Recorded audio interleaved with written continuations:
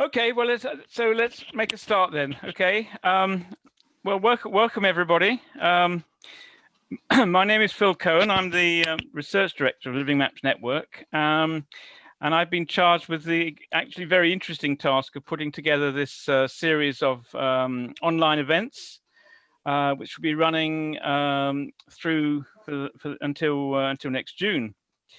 Now we were trying to think about a sort of a frame for these events. We thought, well, we obviously have to address the kind of crises that we're in, environmental, the public health crisis, obviously, and a series of other crises as well. They're all kind of interconnected.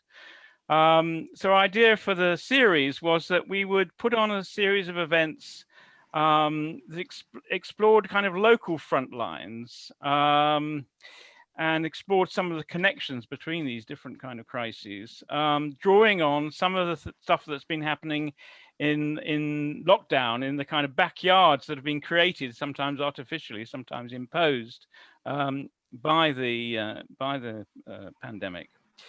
And I suppose in some ways, I was always looking for sort of positive aspects of the situation. I suppose one of the aspects of the lockdown has been that we've become much more conscious of, what is drowned out by our everyday traffic with the world. When the streets emptied, the skies emptied, and we've become aware of a lot of things that we don't hear. Not only the sounds of the natural world, but also the voices of our fellow citizens that are often also drowned out by the discourse, the political discourse especially. So that's why I'm really delighted to be able to bring together this evening two sound artists, sound mappers, whose work in different ways challenges us to kind of to rethink our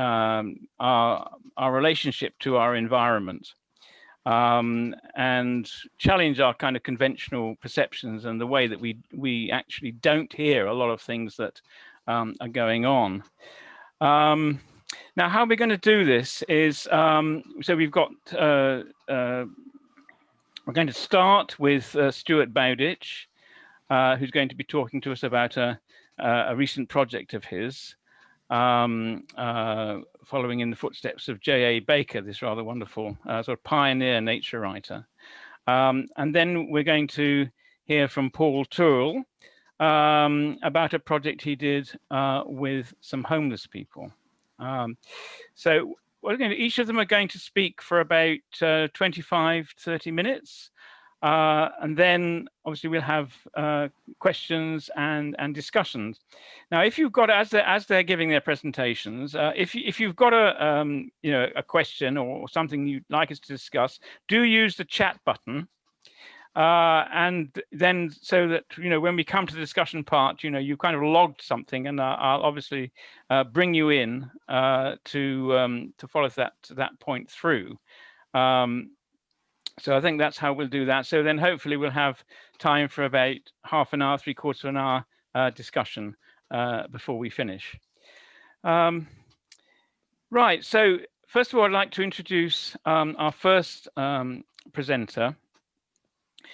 I think Stuart and I are kind of neighbours. Well, I mean, I spent quite a lot of time in Essex, and I think Stuart currently lives on sort of borders of Essex and Suffolk. I'm not quite sure which side of the border he is, but I came across his work with the Stour Valley Festival, and then I had the pleasure of working with him on a project Livingmaps did at the Museum of London, where we tried to imagine the future city, and he laid down a very interesting and challenging soundtrack for that.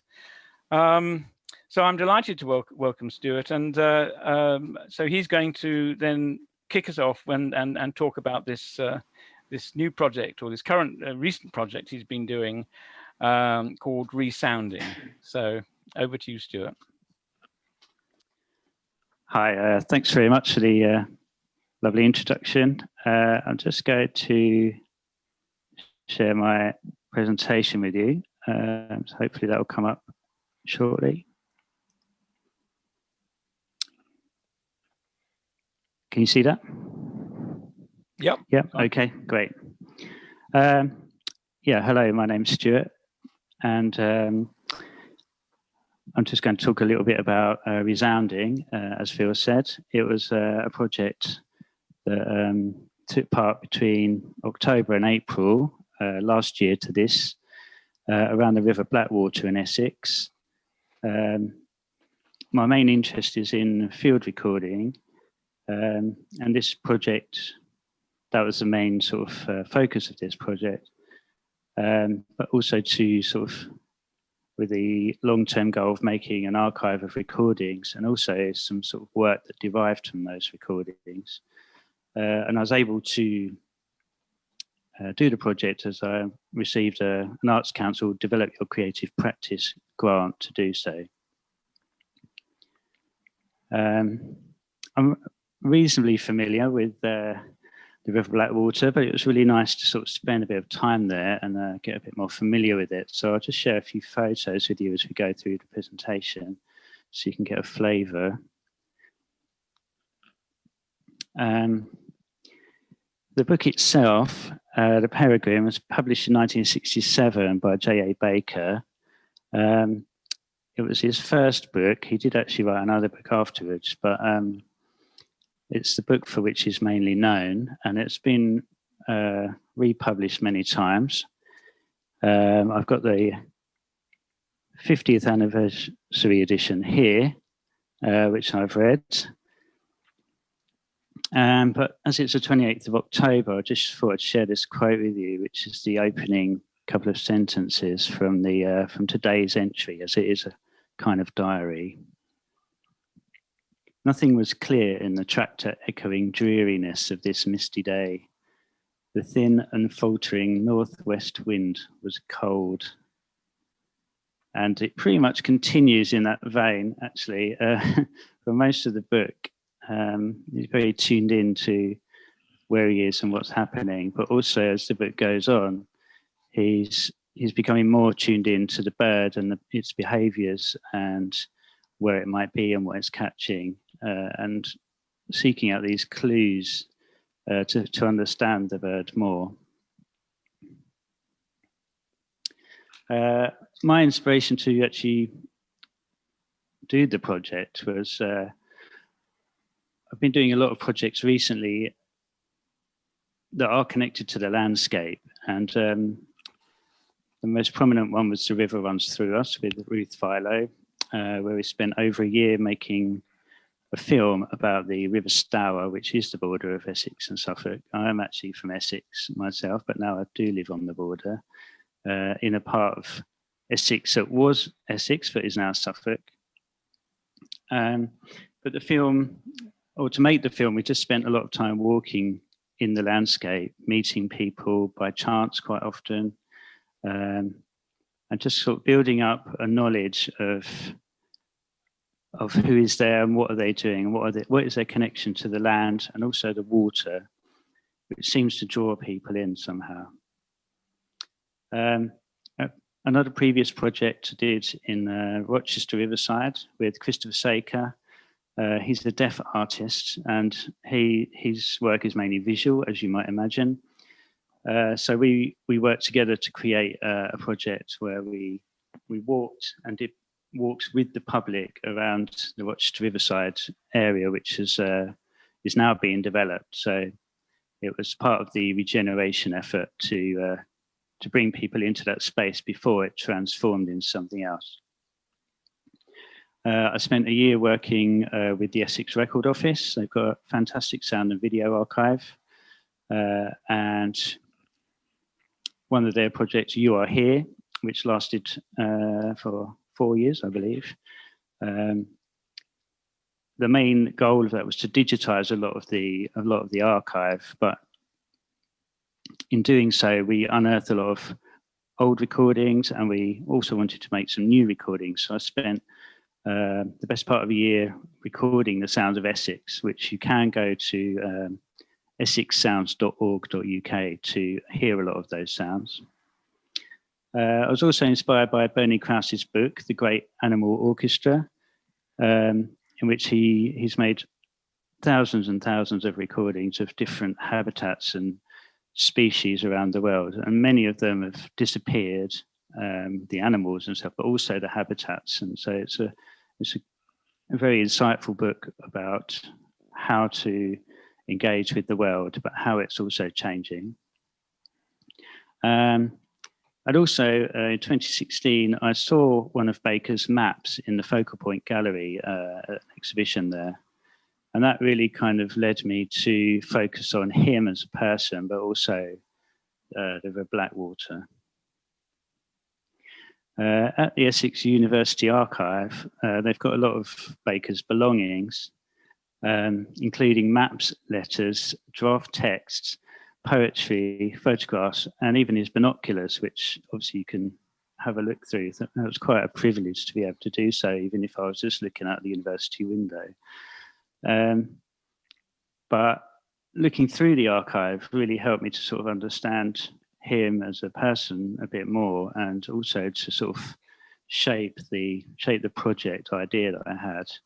And it was this map in particular of the Blackwater estuary that really was the focus of the project. And if we zoom in a little bit further, you can see there's quite sort of crude markings. I mean, there's no key, but if you look inside those circles, it does have the letter P, which does stand for Peregrine. So I just took this small artifact as the sort of inspiration for where I would make my field recording. So I visited as many as I could. I think there's about 2 on this map that you see there that I couldn't actually get to.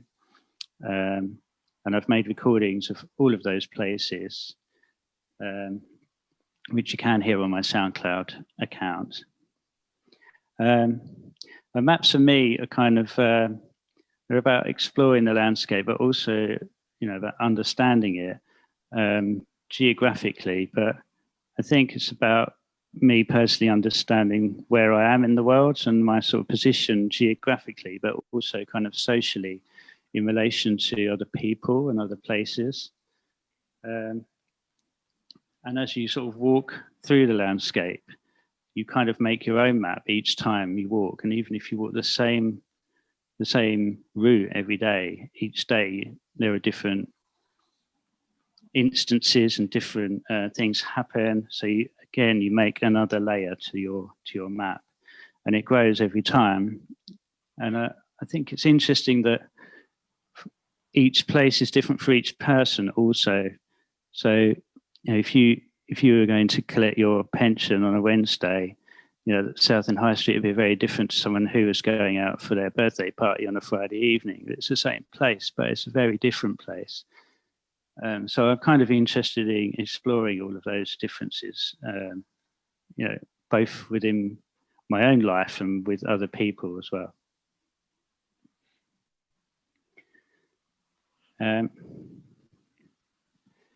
So field recording, so making the recordings on the location. I took the duration of the book, October to April, to make the recordings.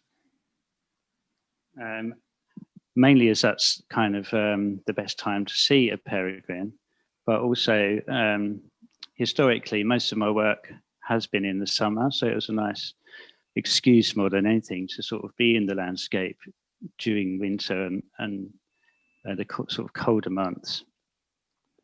I made recordings of 1 hour, which afforded me some time just to kind of stop, listen, feel, think, just be in the landscape and try to absorb as much of the area as I could, and also just to slow down. And like life, has been so hectic, and it just never seems to stop. So it was a chance for me just to sort of slow down a bit and sort of enjoy being somewhere. Obviously I was making a piece of work, but actually it was more of a personal element to that as well. Also, making recordings for 1 hour, the the recordings sort of offer a bigger context about what's happening at a place at one time.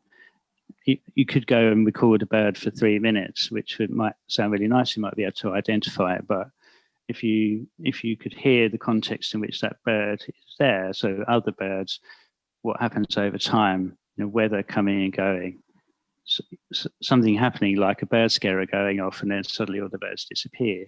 So you can start to make a much better picture of what's happening in the landscape. I mean, yeah, birds was not exactly one of my strong points, I must say. So I went on 2 walks with birders, keen birders, to learn how to identify birds and to learn a lot of the etiquette around birding. What is the difference between a birder and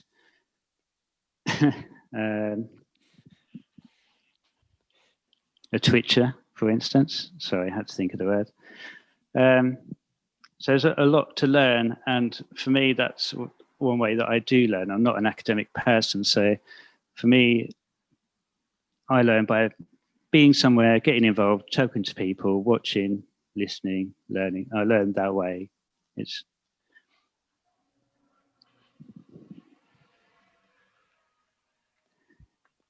okay.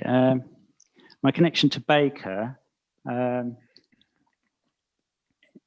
obviously the maps and looking at the collection in the university was a sort of a big window into his life. When I actually stepped onto the sea wall for the first time for this project, I instantly felt like I was stepping into his world.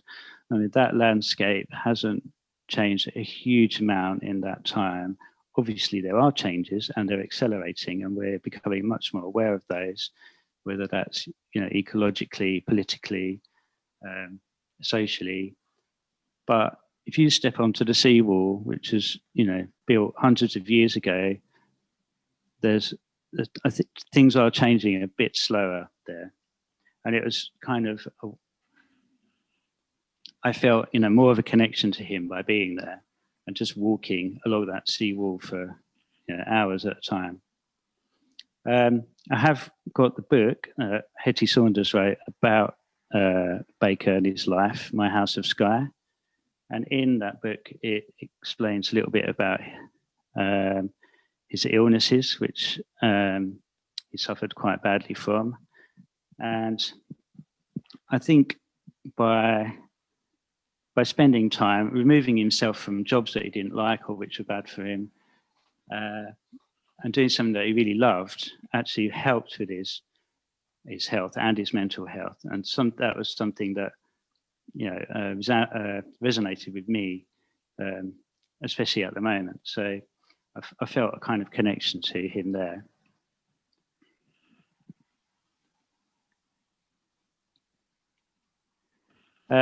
One thing that became very apparent is the impact that we're having on the natural world, and not only everyone, but me personally, I'm part of that, as are we all. And I couldn't cycle to the locations as Baker did. He lived in Chelmsford. It was a bit further for me, but I did. So obviously I was aware of having to drive, but I also what was I trying to say? Sorry. No, it made me kind of question why was I doing that? What value did my work have? And it's something I've been struggling with a little bit recently. So it gave me a chance to sort of think about that myself. It changed my behaviour. And one day I was walking along the seawall and I slipped in some mud, and obviously the birds had, and they all flew off, and they didn't come back. And so I was like, all right, I just instantly changed what I'd gone to record. And so I became much more aware of my effect on the landscape, and having a detrimental effect on wildlife. So it changed my behaviour, and after that I'd walk below the seawall if I could, so that I was out of sight of the birds. And when I approached from underneath, so that it would give myself the best chance of recording a sort of more natural landscape. I'm aware that time's running on, so I'm just going to play some recordings. This is just, I'll play for about a minute. This is just a recording from Mayland Sea. And it was just about how much noise there is, natural sound versus man-made noise.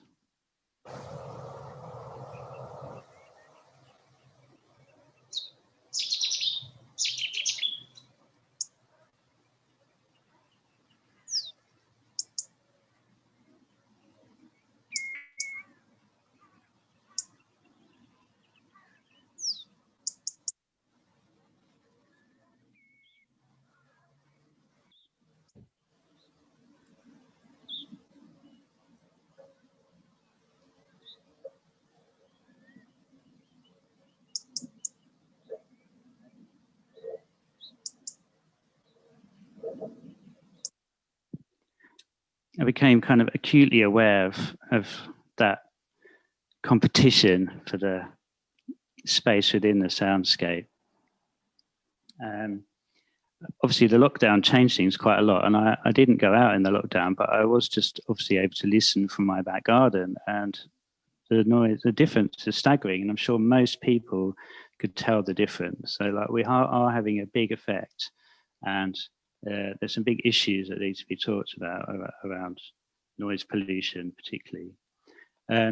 Just moving quickly onto the work, so I've only got a few minutes left.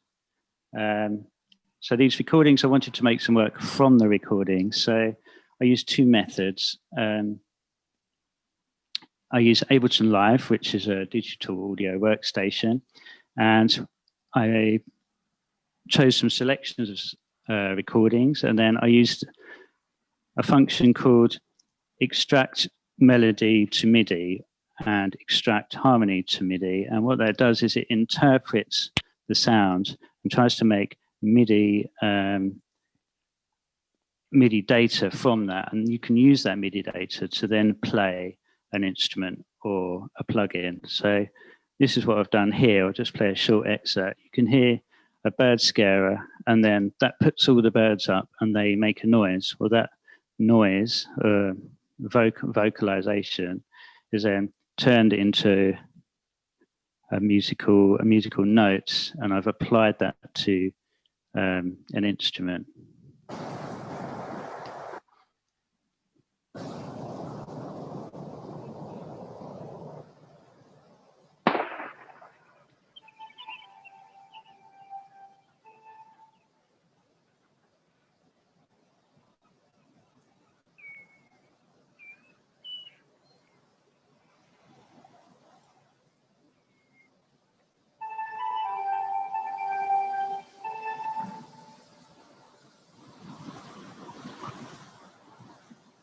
I'm just going to fast forward. I kind of extrapolated the notes and then applied, just kept building on the layers, and then it kind of turned into this.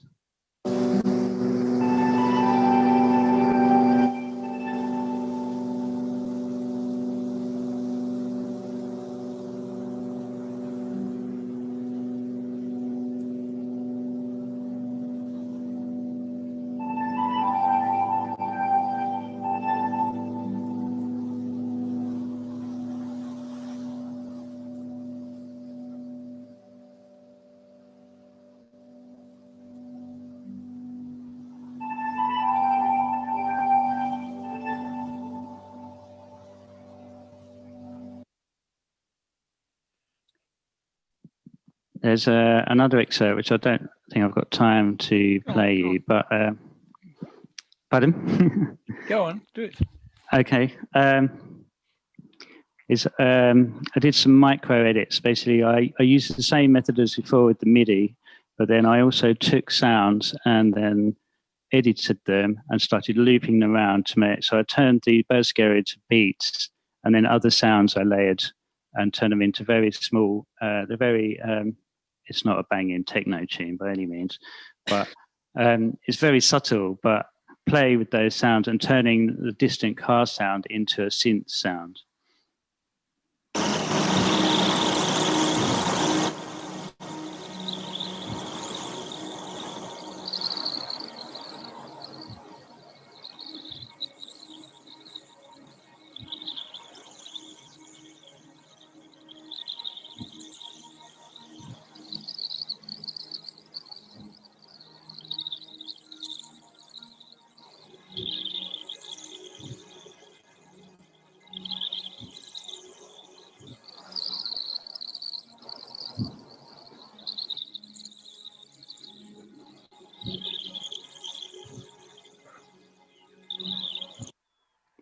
Okay, sorry, I'm running out of time, so I'm just going to wrap up by the legacy for the project. There was an exhibition planned by Outpost Essex. Heidi Dukes was collating a lot of work together, of work around Baker, and a lot of writing and photography, and that obviously got postponed because of the lockdown, but that will happen at some point. 2 hours of my recordings were, I edited sections of them together, and that was broadcast on Camp Radio, which you can find on Mixcloud. I can share links to these later on. So you can listen to 2 hours of all of these recordings with these derivative works as well.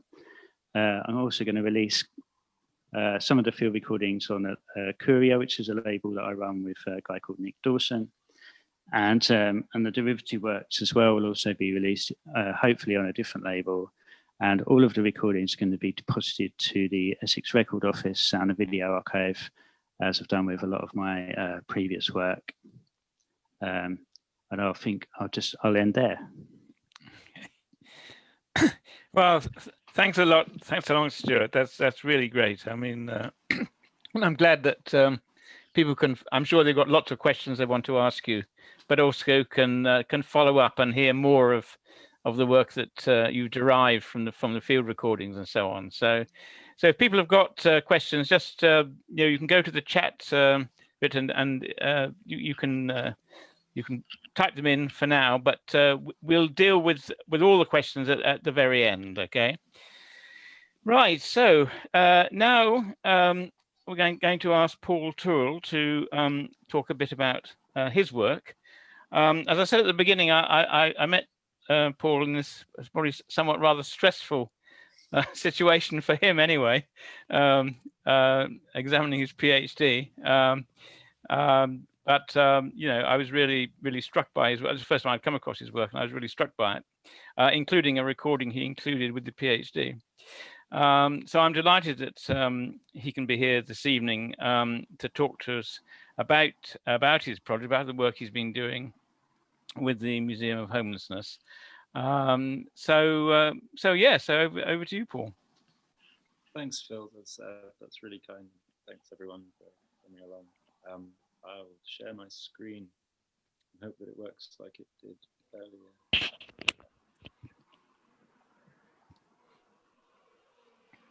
Is that all nicely visible? Yes, could speak up a little bit, Paul, maybe. Okie dokie. Sure. So yeah, thanks again, everyone. As Phil said, so I'll be talking about a project that I did as part of my PhD. I guess I'll talk a bit more about the context of that in a second.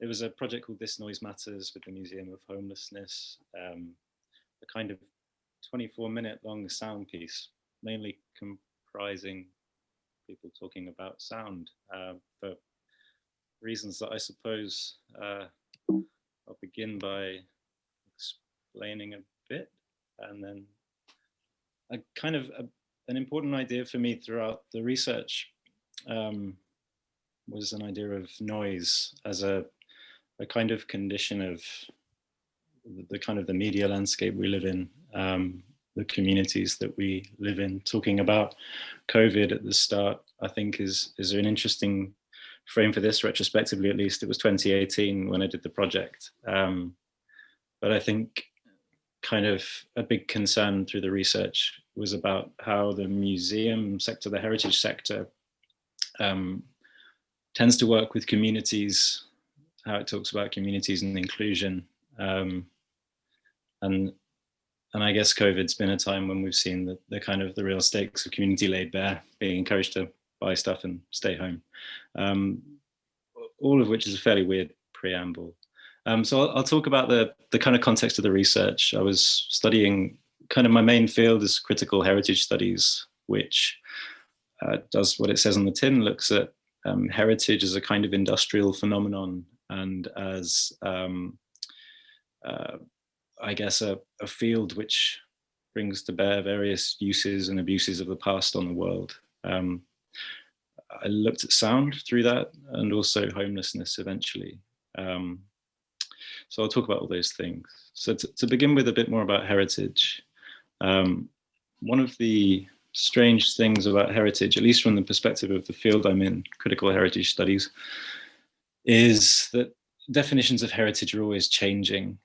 This has been written about since at least the 80s, a guy called Robert Hewison who wrote about it, one of the first to write about it, who quickly realized that heritage means anything you want, it means everything, and it means nothing. He's sort of writing from a very kind of leftist Marxist perspective, pointing out that heritage was a nice commodity with which to replace industry. And then recently, kind of through various kind of, I guess, development of and popularization of feminist theory and post-colonial theory, everyone has, at least within that field, and you've seen it in museums as well, there's been calls for decolonizing museums, for recognizing alternative heritages. There are groups, organizations like the Council of Europe, which have reflected that. So that's one of the big European bodies which defines heritage, and it has changed its definition to include, if you look at the bottom of that second quote, all aspects of the environment resulting from the interaction between people and places through time, which can really mean absolutely anything at all. So there's this kind of really strange vacuousness at the heart of heritage discourse, and it sort of feeds into practice where no one quite knows what they're doing or why, only that everything they do excludes something else. So you can think of some images on the right, this kind of, we're all probably familiar with the heritage tomato craze and heritage vegetables that are double the price because they're heritage. There's sort of older ideas of things like Stonehenge. With the Council of Europe definition, you can think of things like Jeff Bezos's insane Amazon empire as heritage.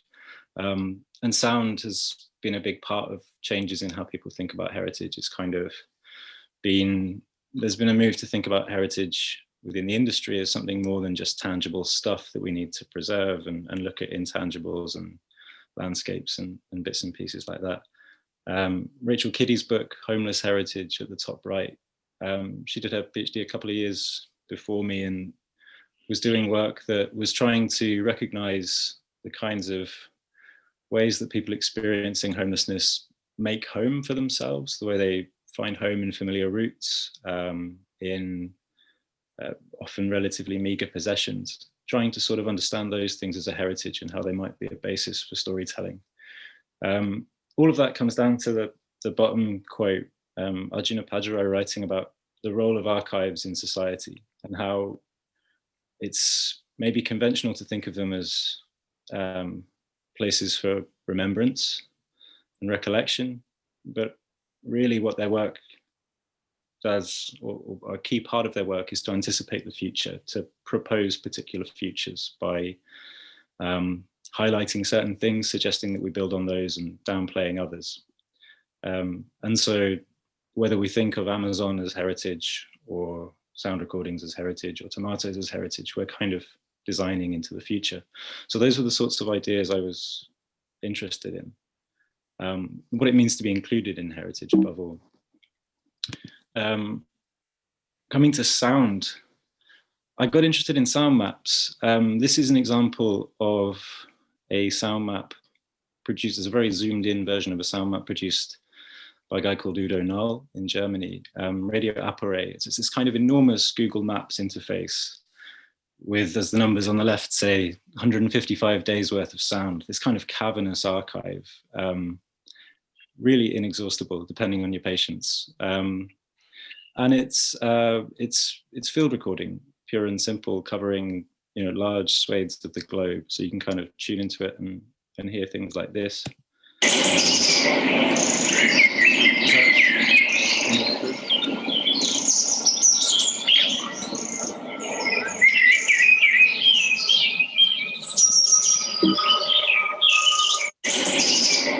Very large archives. The idea of, I hope you all heard that, but do say if you can't.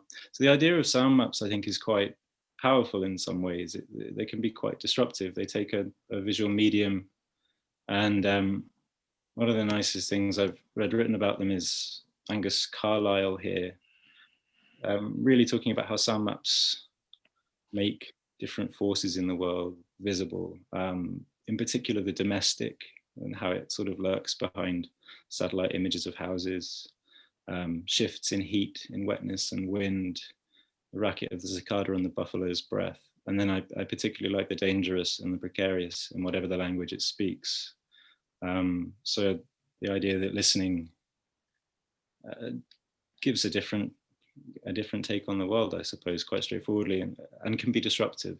There's a lot of listening practices that are about, as Stuart really beautifully said, slowing down and kind of taking time to notice things.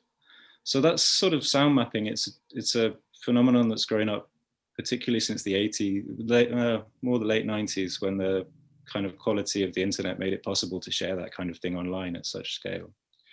And it got picked up by some heritage institutions, which is where my research begins.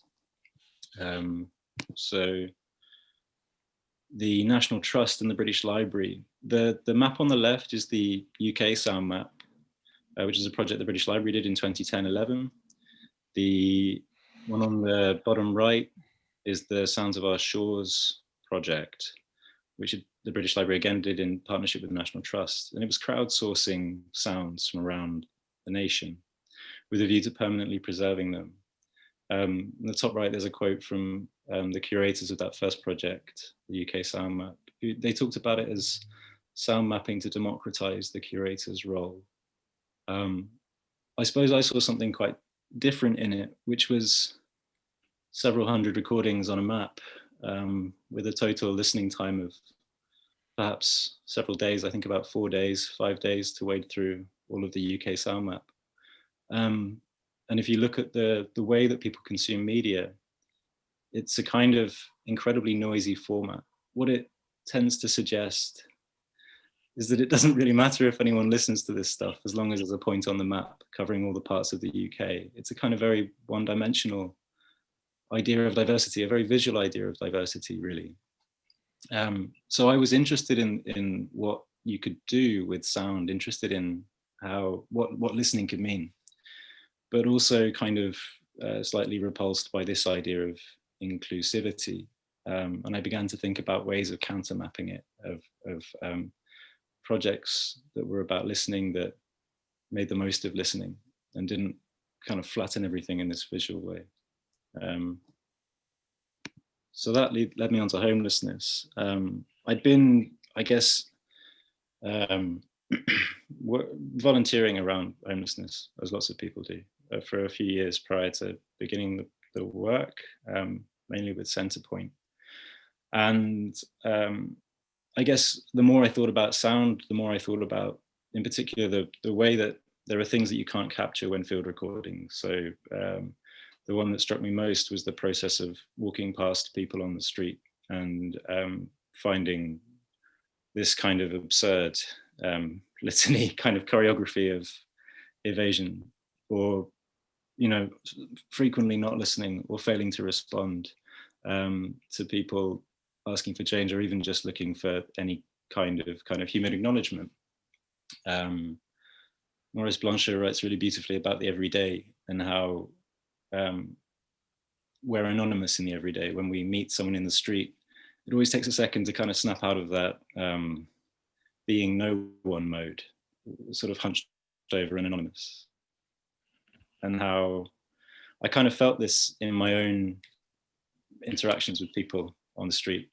And this was a silence, it's a silence that you can't hear because it's a silence that's drowned out by all sorts of traffic and street noise, but it's there nevertheless.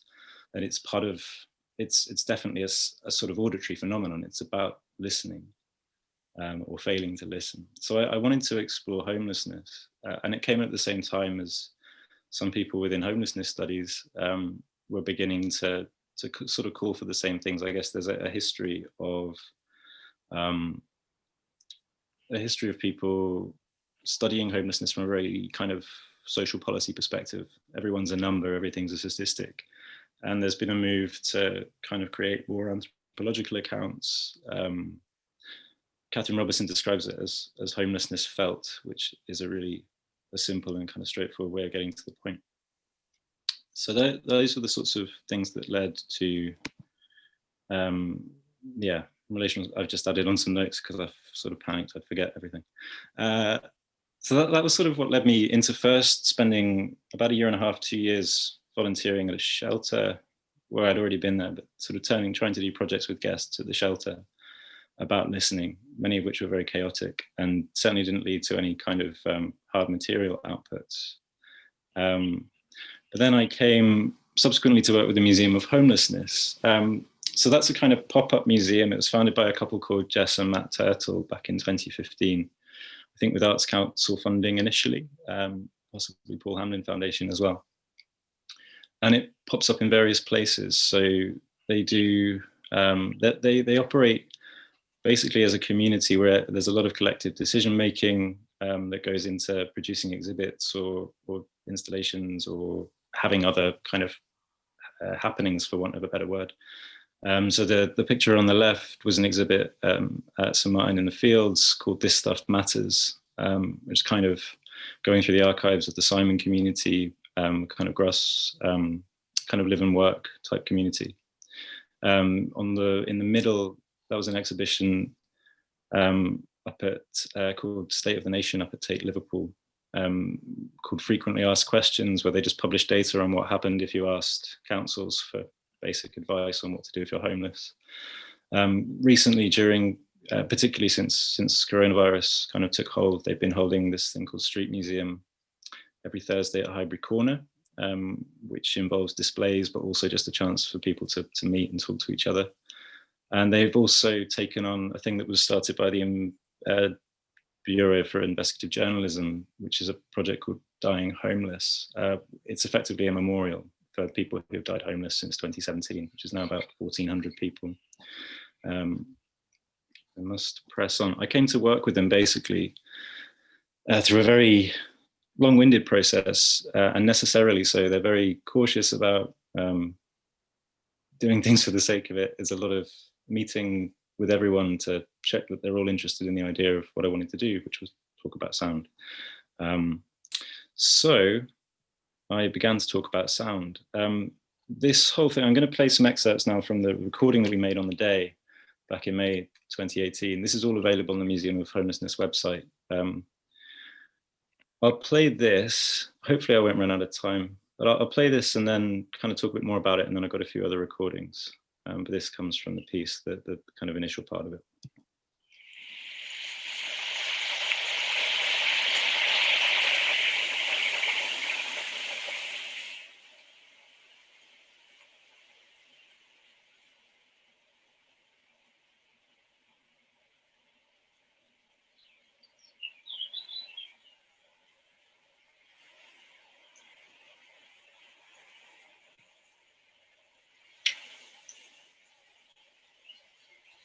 Like fire away, what you call it. I don't know what you call it. What do you call it when you say fire away?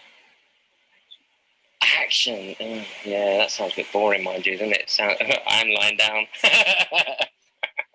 Sorry, but no, this story starts about lying down. So it's I'm going to talk about when I was homeless, and it was so my sound is the sound of the air and the wind rushing through the trees. So you got the sound of the leaves and the trees, because for me, that's a very prominent thing. So I took my own life in a park, And I was lying down and I was relaxing, and I was like, no, this is the perfect place to kill myself.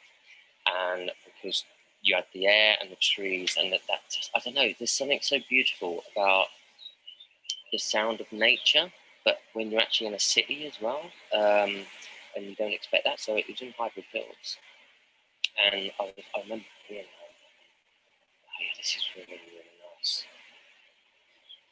And I don't know, something just triggered in my head as if to say, yeah, this is the perfect place to take my life. So I did, and I did I think, I don't even know how much crystal meth it was, but I injected it and then panicked. And I remember panicking so well. And I I got up and I started staggering. I got quite far, I think, what I can remember. And the next thing is I woke up in an ambulance.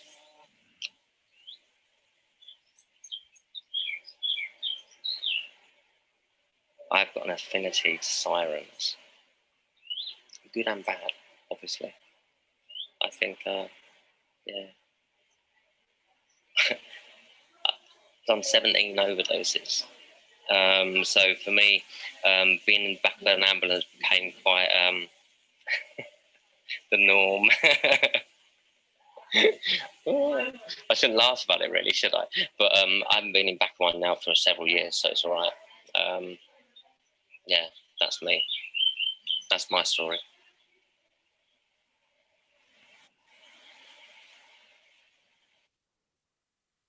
It's a bit sharp at the end there. Do let me know if you're not hearing anything, otherwise I'll continue. So that was the basic format. It's a lovely chap called David who came along to the workshop and felt able to share that. It was quite an intense atmosphere at times. The way it worked was effectively by asking people, instead of submitting field recordings, which can be quite opaque at times and which certainly take a lot of,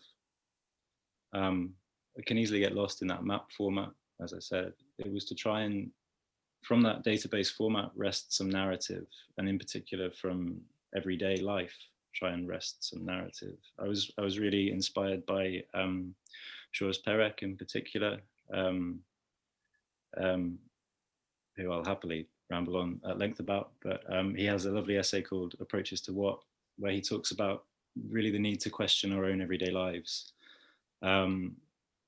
The idea that we don't question it, where it's, yeah, to question the habitual, but that's just it, we're habituated to it. So trying to find strategies for sort of seeing the very fabric of our lives as interesting and presenting it as such. This question, where is our body, where is our space, where is our life? I found that kind of very affecting. And for Blanchot, he talks about reinserting the everyday back into history, kind of presenting everyday life, in this case, everyday sounds, as things that have histories and that have potentially also futures, which is, I guess, what I come to next. So the basic process of the workshop was asking people to, I can't see my screen, it's got too much Zoom nonsense on it.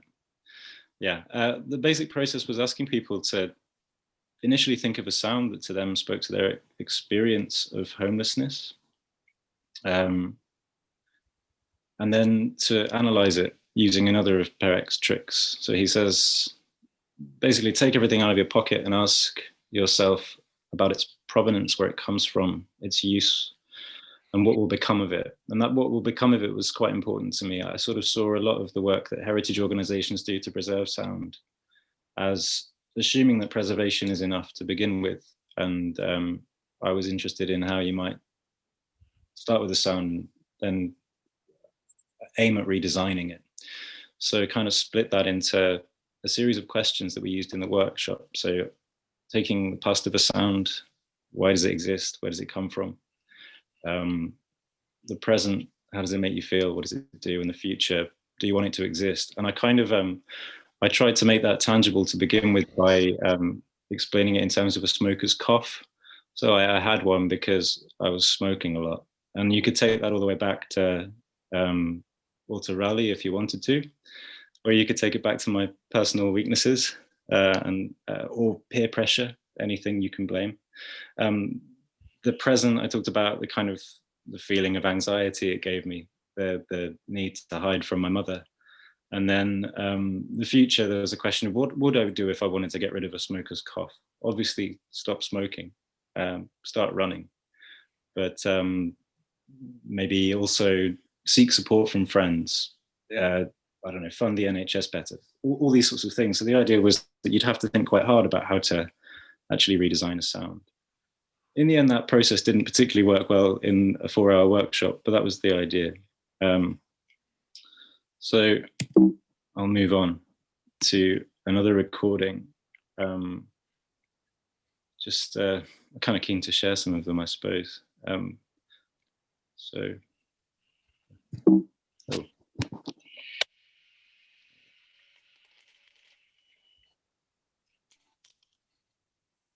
my sound isn't a sound as such.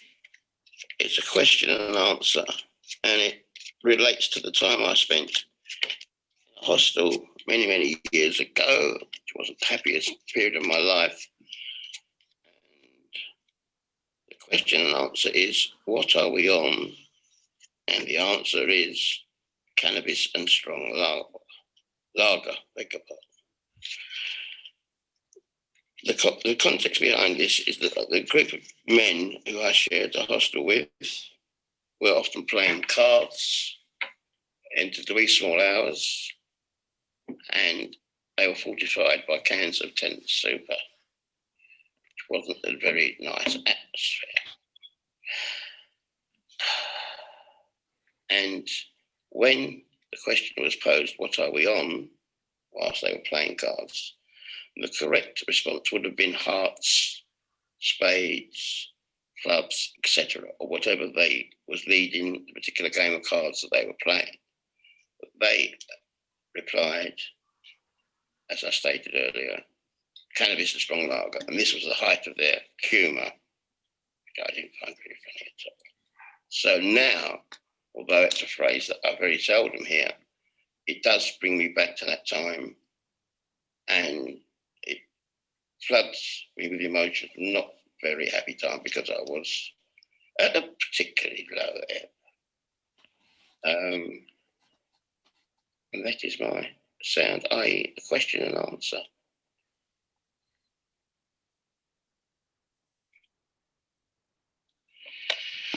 Ooh. There we go. Sorry. So yeah, another contribution there. I think it shows how the process didn't work in terms of that structure. More than that, it shows how it did work, I think, or how, I shouldn't say how it worked, how I, at least I found it to be meaningful. And I think on the day, it was quite successful in getting into the relational qualities of sound and listening, into the things that you can't record if you're thinking about sound as heritage, these sorts of, and again, the things that happen behind closed doors. I think there's also, broadly, there's a value in this as kind of, I don't know, it's so mundane, but so relatable. I kind of maybe say more about that later if there's a chance, but for the time being, I'll leave it hanging. A couple more things I wanted to sort of talk about. So one, possibly a bit ambitious for half an hour. I was interested in communicative bubbles, I think. So I've said a bit about the sheer amount of information in things like the kind of the National Trust projects, the British Library projects. And there's a kind of flip side to that, which is that information is extremely fragmented as well, and communities.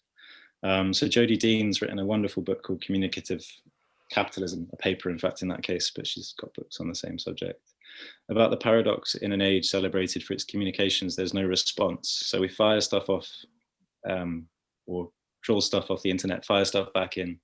There's never any response. It's just this kind of mess of noise.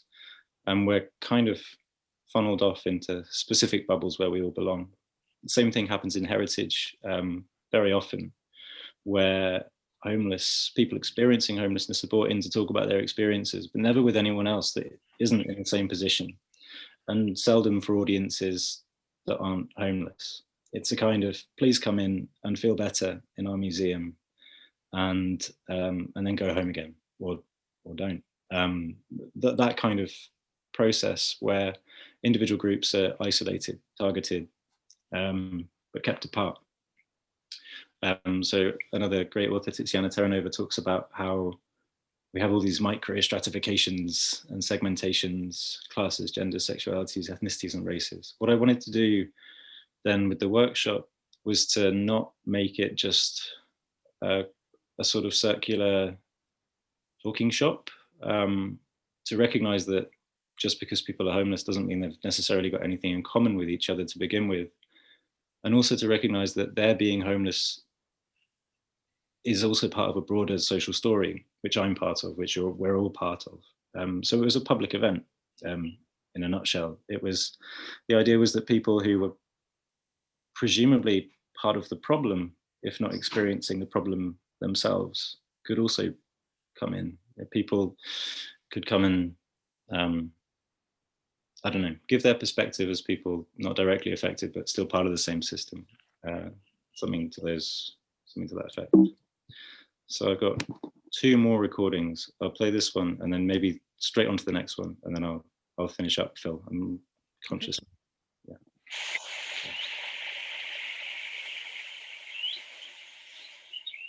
When I get started, I really appreciate it.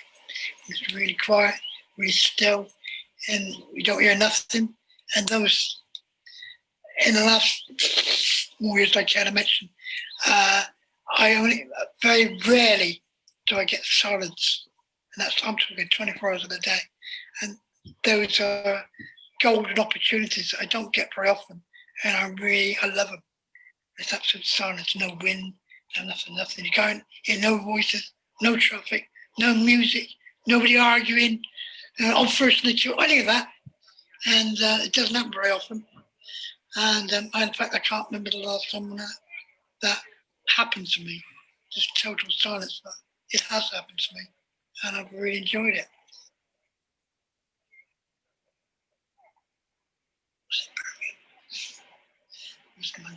It's where they got the great big wicker man by they call the custard factory. I think it's from short Birmingham. And I stayed in a hostel there for 2 days. And it was amazing at night. It was total silence. Big hostel. And I got the grand tour for all the big Belfast things. And I stayed in a room upstairs. But it was total silence, no traffic, no air moving, nothing. And I think that was the last time. How many years ago? I'm probably going back 17, 18 years when that happened.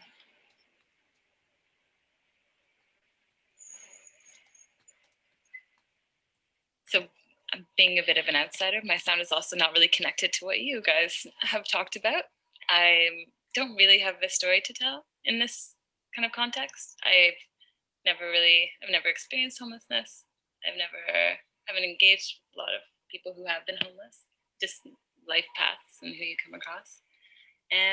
So this is a space where I choose not to say much and listen and let the silence kind of be my contribution to this. So I don't know what else to say other than that.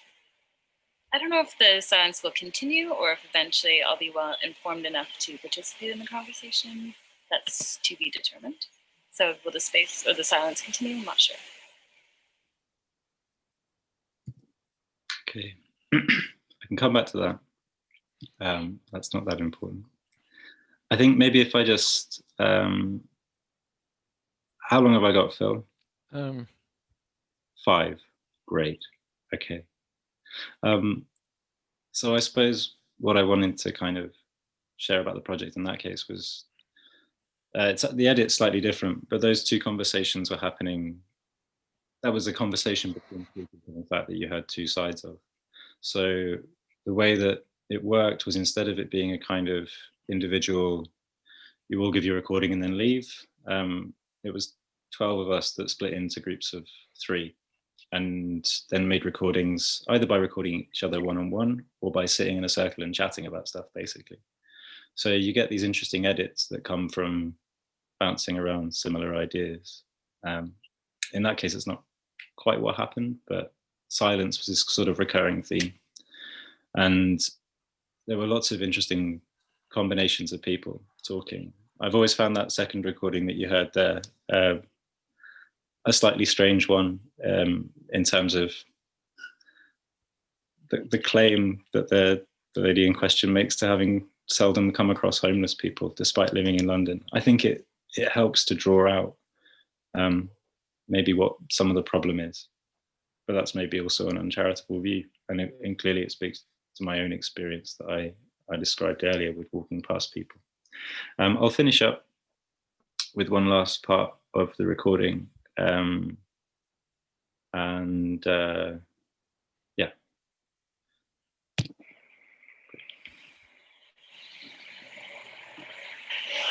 Okay, so this is, I guess, my contribution to the Museum of Homelessness, and the sound that I would contribute with the sound of the gate of the entrance to where I live. It's a very big black metal gate made of 3 parts, including one opening part. And you press click with the fob, you get this kind of release sound. Open up this incredibly heavy object, and then as you walk through, it kind of bangs and bounces as it connects. As you travel from the street side, which is incredibly bustling and loud with people and traffic, and sometimes, in the morning there's horses that come through and delivery vans and all sorts of things, and at night there's revelers and just people who, when they're walking. I live in Soho, and when they come into Soho, there's like permission to be loud, to sing, to exude some kind of volume that they don't do elsewhere. But when you come through this gate and you go under the archway, the sound completely changes. And in the courtyard, it's like being in another place. And because it came after, 9 months of struggling to find somewhere to live and having this secure social housing home, this journey is it's really special. I kind of come in and I feel like I'm this oasis of calm, and I just feel at home, even before I've even put the key into my block door and then my flat door. I just know that I'm safe, and that's where I can be.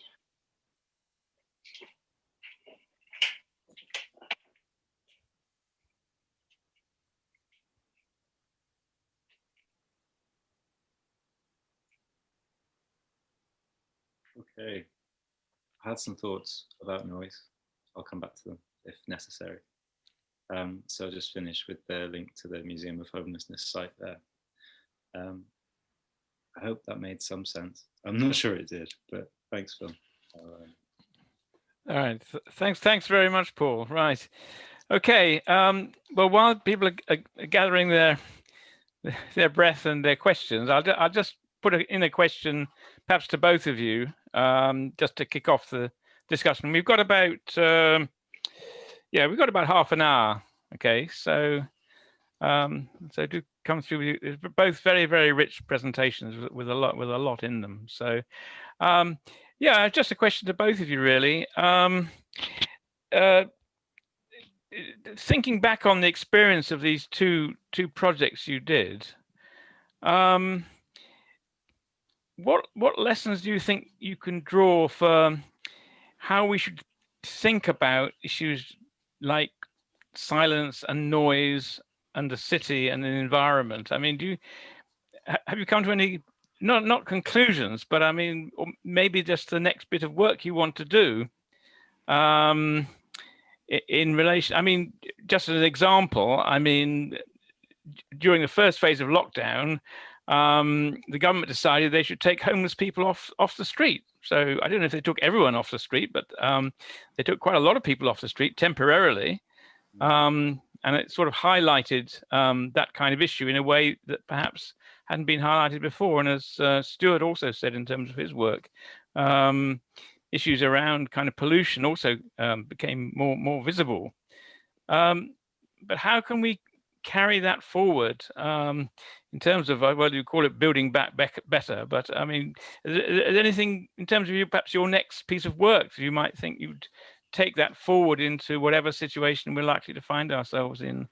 You can hardly say post-pandemic, but in the near future anyway. Shall I go first?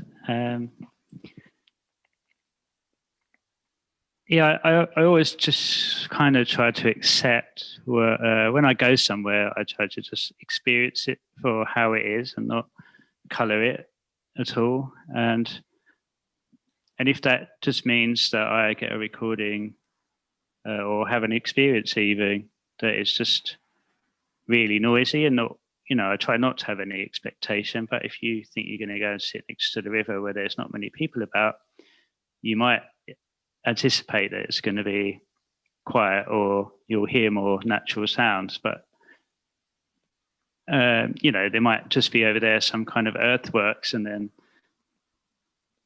those sounds are present for your experience there. And I've tried to always just kind of accept, what will be, but I don't think that's actually good enough really, because then you will just keep on accepting all of these changes that are actually, we all know and we can all see there's a decline in the quality of life of the planet, for people, for animals.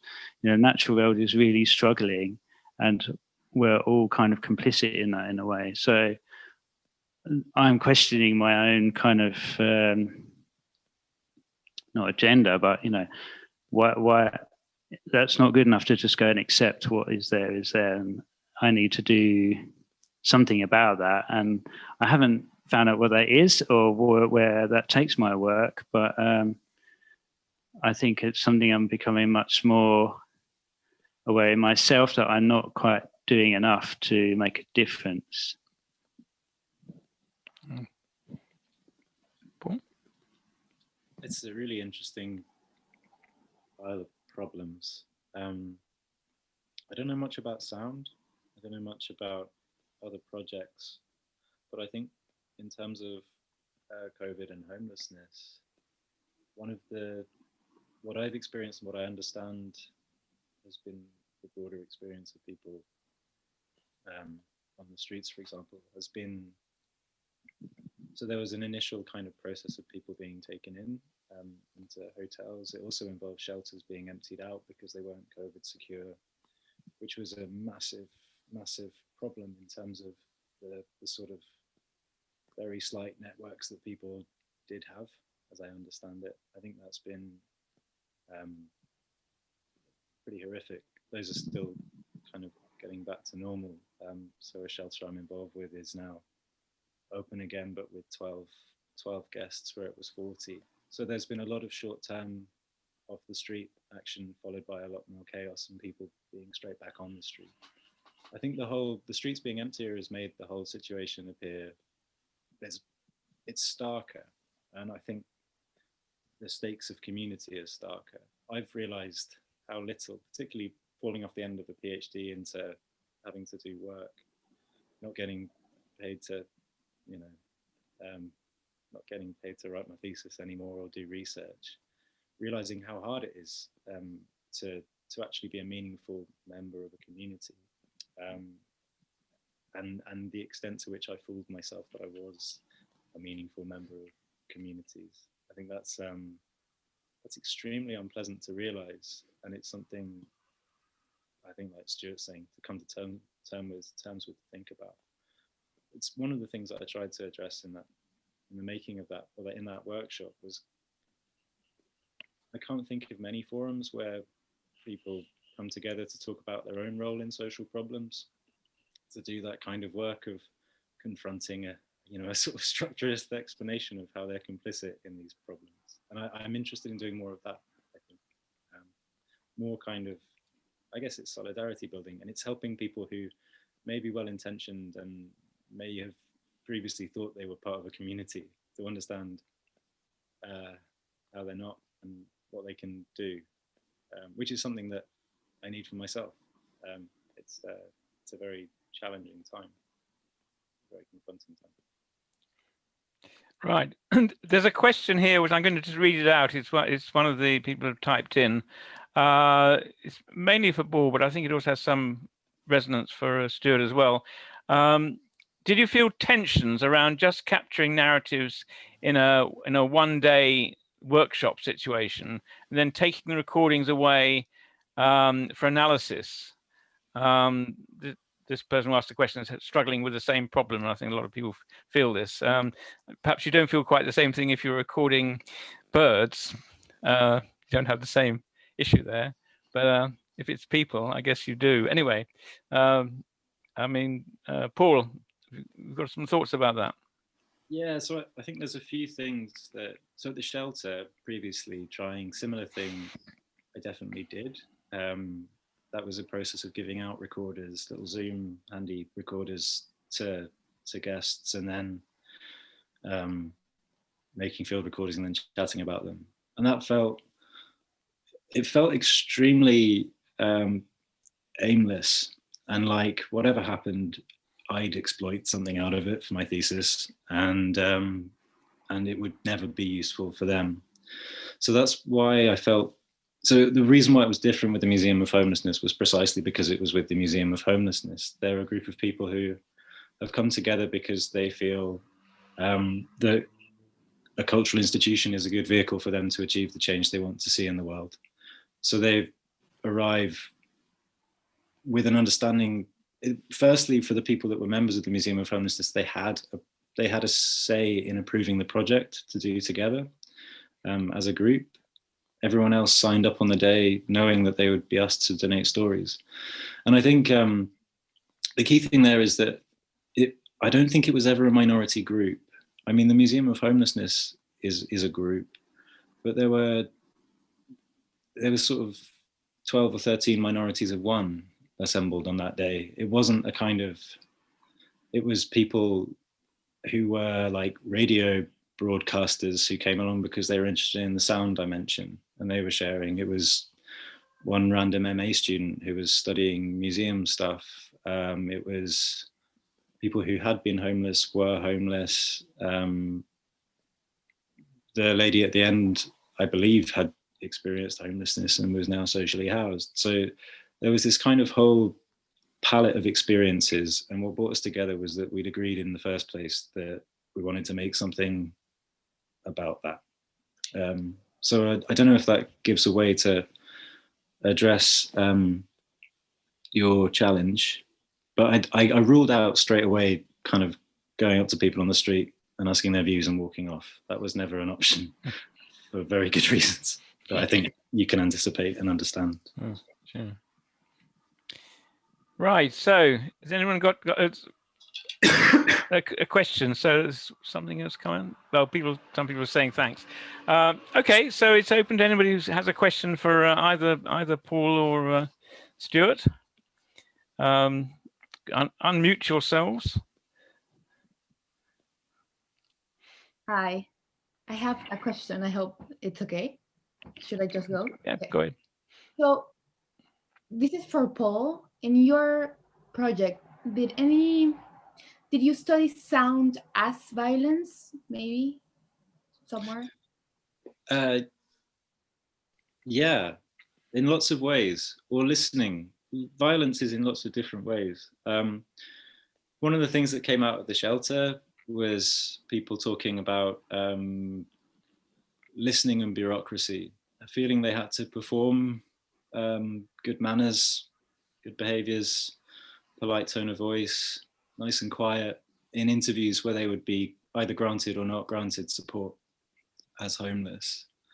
Again, at the shelter, it was like tiny things, like for one thing, people living alongside each other. And this came up a lot in the gentleman that you heard talking about kind of never getting a moment's silence. He talked a lot about just shouting and people shouting and jumping queues and things like that. But at the shelter, there was a lot of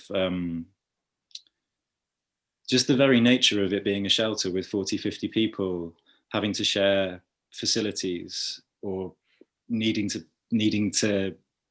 get food at the same time. One of the guys I spoke to there had a very precise list of the commands he heard every day that started with someone saying, Henry, 7:30 out of bed, and were then like, dinner, on a good day, ice cream, always shouting. And it was that kind of very caring people running that shelter. But just, it's a violent form of address by its very nature. So I think if I thought about it more, I could say more, but in a nutshell, yes, it was a big topic. Okay, thank you. Thanks for the question.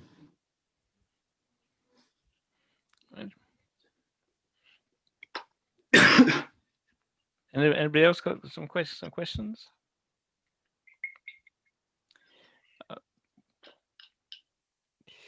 Okay, well, I'm going to ask a question for Stuart. I know you've been involved in this Stour Valley Festival, you know, this is a kind of it's a kind of community festival, I guess. But have any kind of, I mean, I suppose the back of my mind is thinking I was involved in this Black Lives Matter in the Sticks. So this was a demonstration of support in Wivenhoe. So they're trying to organise in kind of rural areas. You tend to kind of think about these issues of race is all to do with cities and, you know, and that. But I mean, you know, the rural areas, you know, have poverty, have issues to do with class, race, gender. I mean, you know, there is much apparent maybe in rural areas. Maybe that, well, they're not so visible. Maybe they don't have so much voice for them.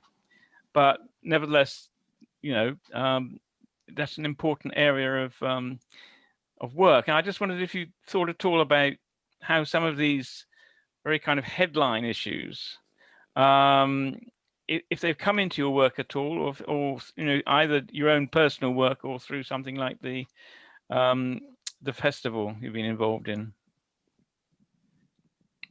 Yeah, well, the festival, the River Stour Festival, has run for a couple of years. It was started by Ruth Philo and myself, and it came out of the back of the River Runs Through Us project that I mentioned before. And so really we saw that people were just doing their own thing. They would have an event, they would have a gathering, a competition, something.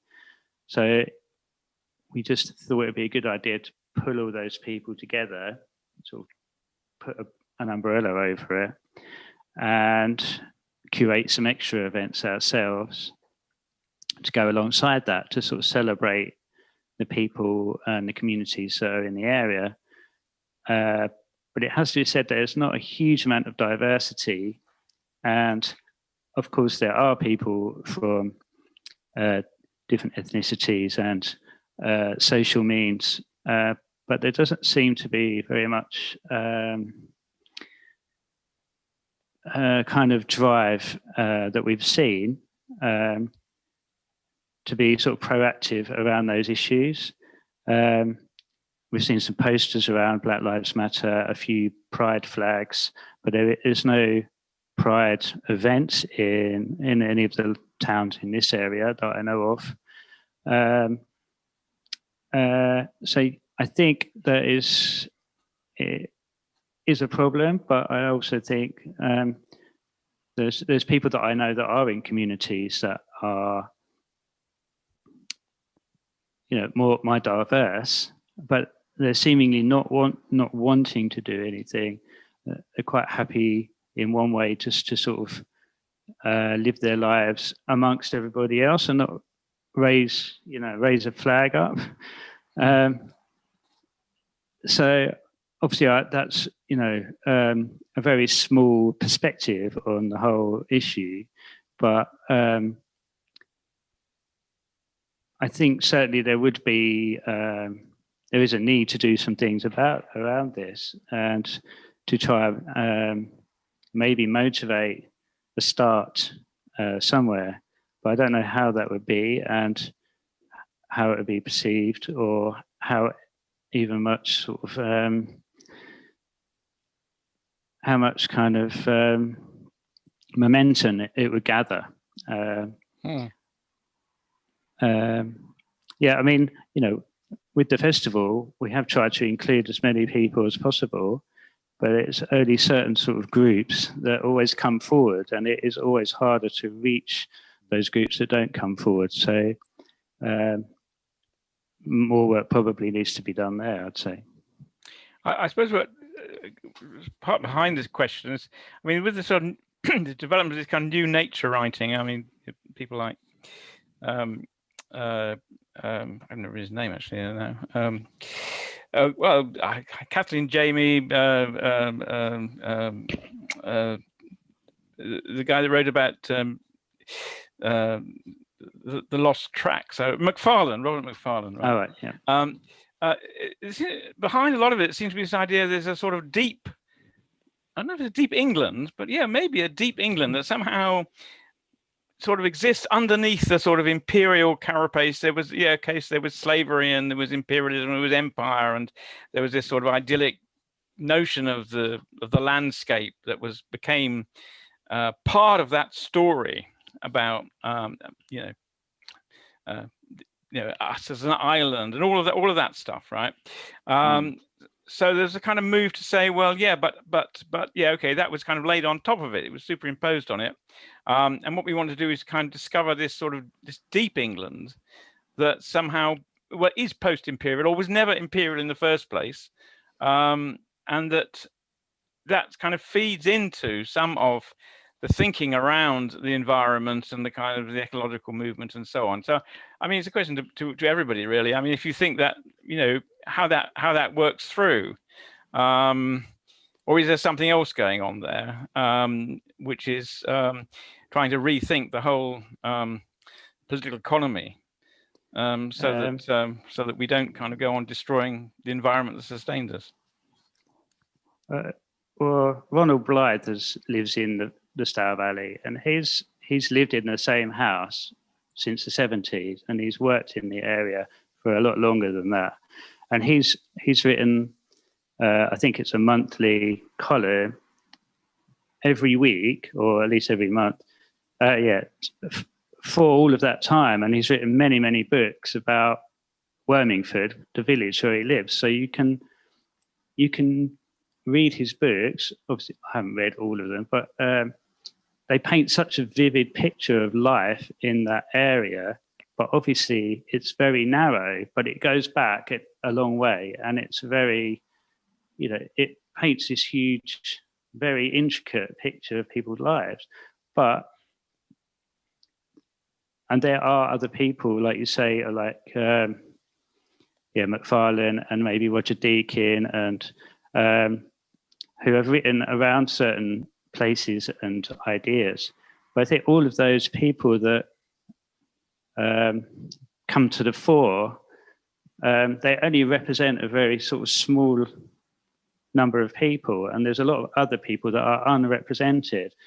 And I think that goes back through time. So I'd like to, you know, it does take work to dig a bit deeper, but I think the rewards are much richer if you do take the time to look a bit deeper.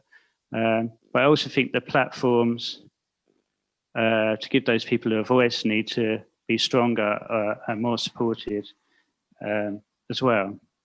I'd just like to mention Luke Turner, who's a co-founder of The Quietus, which is a big online blog and magazine. He wrote a book about basically coming out and living near Epping, and he would visit Epping Forest as a means of kind of solitude and getting out of his one life and going to another. But he found it a very kind of intimidating place to be in Epping Forest as a bisexual man, maybe at night, and he felt very threatened, and so his kind of he started looking into that. Why is the forest a scary place? And so his he gave a talk about his book Out in the Woods, in which he explored all of that. And nature isn't a beautiful kind of idyllic, rural kind of place. It's actually quite brutal, and everything's fighting to survive. I mean, not only, you know, mankind, but, you know, the natural world. And so I think once I had actually heard him speak about that, it was so refreshing, and it gave me a new perspective on things. And that's something I've tried to sort of be aware of while I've been doing this project, and is to look at that, you know, what is actually really happening here.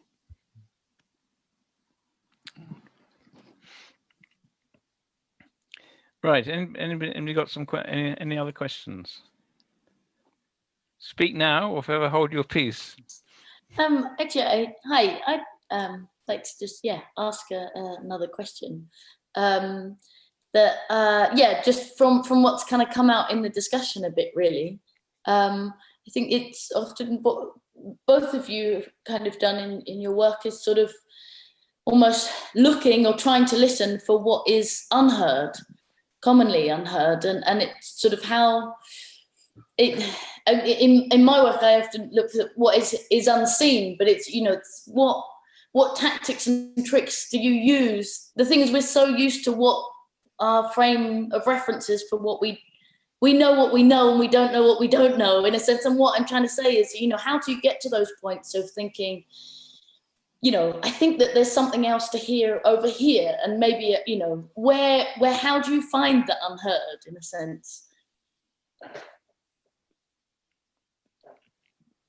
Well, for me personally, it's about, I think, spending more time in one place.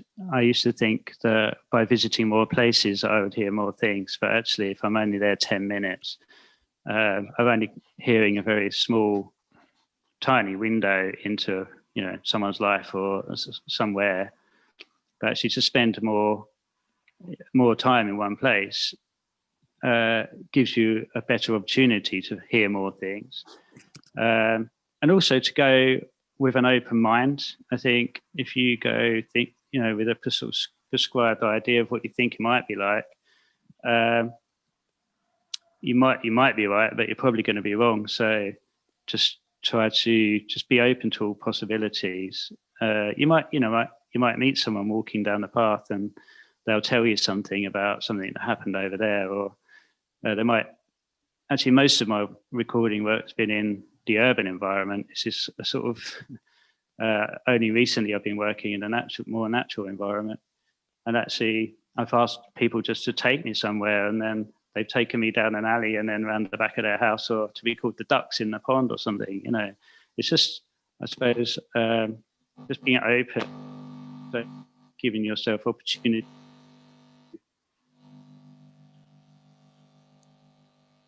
Paul's work, he's looking for someone else's perspective on what it's like. Obviously, apply that to many other things. You know, like, what is it? Your experience of the world is only one, you know, one viewpoint. So be open to many others. There's a question here, I think probably for both of you, although initially for Stuart, but I think it applies to both of you. Do you ever walk during your recordings, or do you stay nearly still for the whole time? So, walk or just record. Both of you.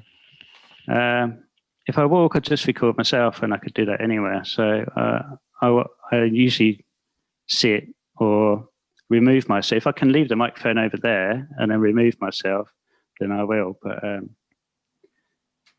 yeah, usually I'm still, and I try.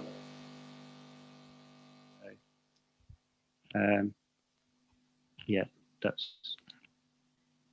I don't really make recordings as such, just stay in rooms. But to come back to that previous question, because I think it was quite a fiddly one, about finding the unseen, the unheard.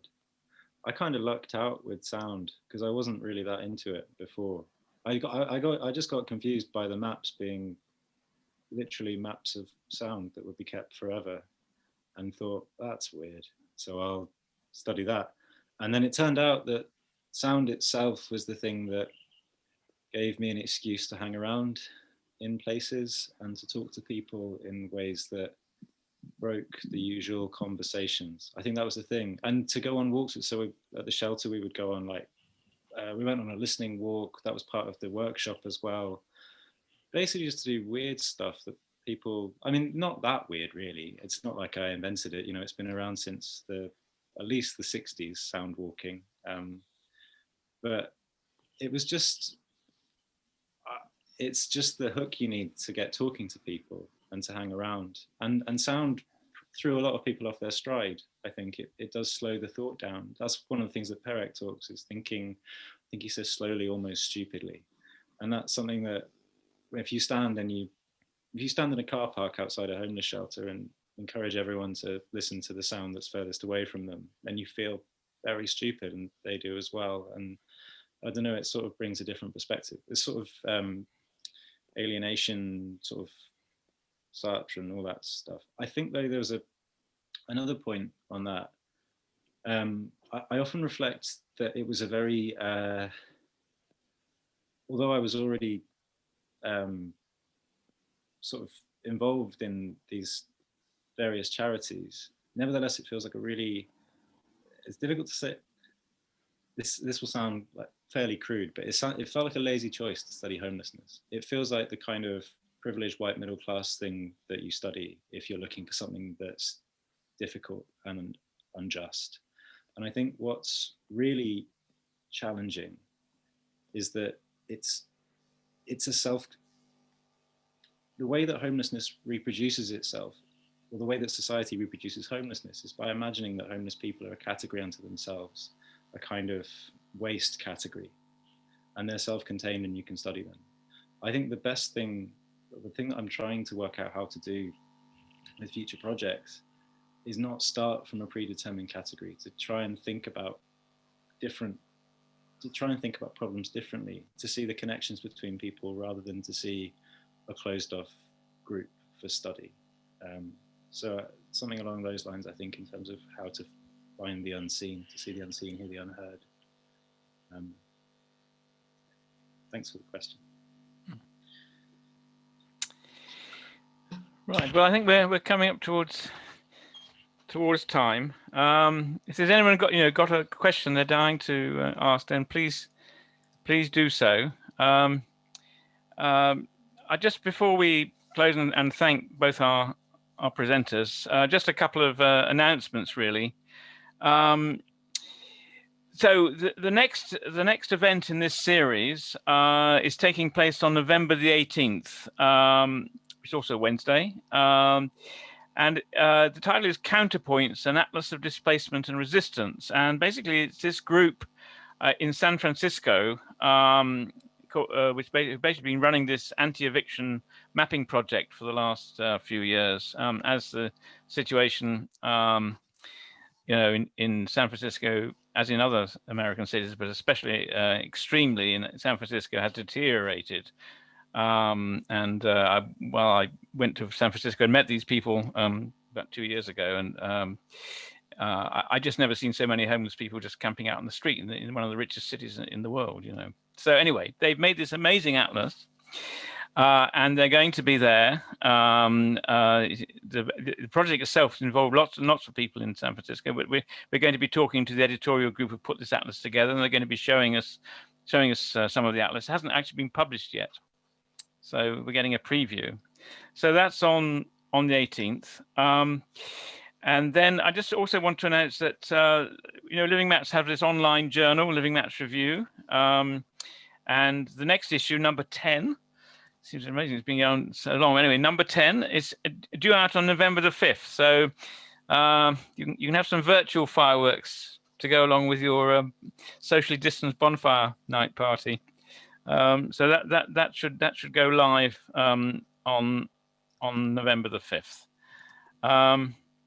Right. So I think now just remains really for me to thank. I think at this point you should all unmute yourselves and give our two presenters a round of applause, because they really have provided us with an amazingly rich set of two presentations with a lot of food for thought. And so I'd like to thank them all very much for the time and effort they put into this, and it all worked. So thank you very much, everyone. Thanks, Stuart. Thanks, Phil. Thank you. Okay.